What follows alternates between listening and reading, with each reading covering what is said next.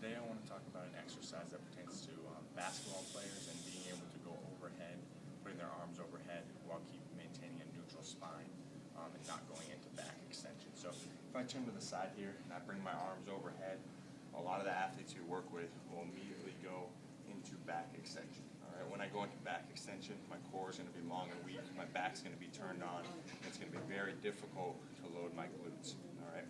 And this is so important in basketball because we go overhead so often to get rebounds or to shoot the ball.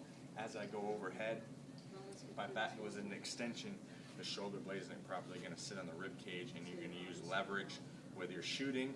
And if I go overhead and grab a rebound and an extension, I can't load up my glutes to go back up and finish the shot.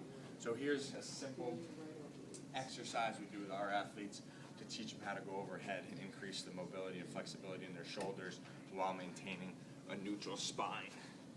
Simply lie on the ground. You can use any piece of tubing for this. Keeping the low back flat, all right, flat on the ground, neutral spine. You're just going to stretch the band overhead, leading with the thumbs into an I position, making sure the low back stays flat on the ground and the ribs don't flare.